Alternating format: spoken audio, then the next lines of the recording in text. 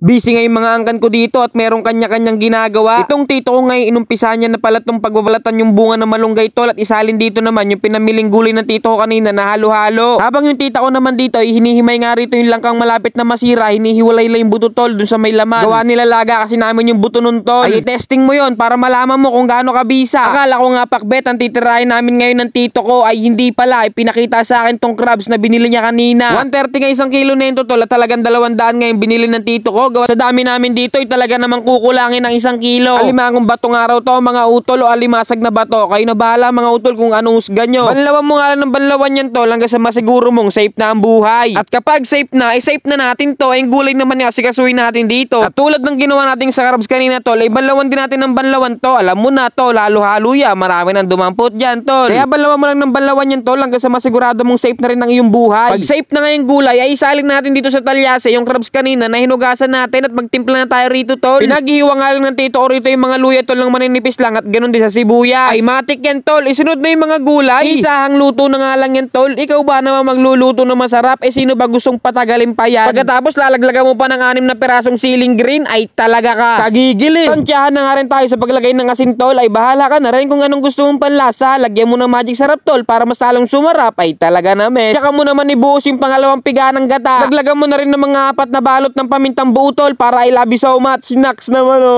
Lumilevel up. Pakukuluan na lang natin to tol. Kaya naman double okay ka na naman sa tito ko dyan. Makalipas ka ng mga 15 years tol para matagal-tagal, ay tignan mo tol, kumukulo na tol. Kaya naman matik na to tol. Ilaglag na rin natin dito tol yung pangalawang gata. Ay unang gata pala to tol. Ito na yung unang piga. Ay isang kuluan na lang magaganap dyan tol. Double okay ka na naman sa tito ko. Nako. Sino ba gustong patagalin yan tol? Tignan mo tol kung gaano kabisa yan tol.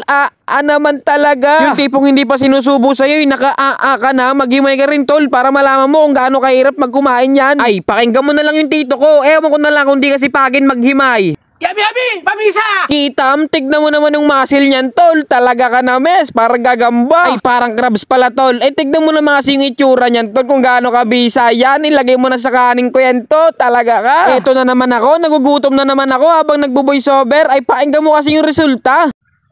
Yami! Pamisa! Tignan mo naman kasi yung itsura niyan tol. Tapos sa usawa mo pa dyan tol, yung patis, kalamansi siya kasili. Ay talaga na mes. Tapos ang buhay. Paalam.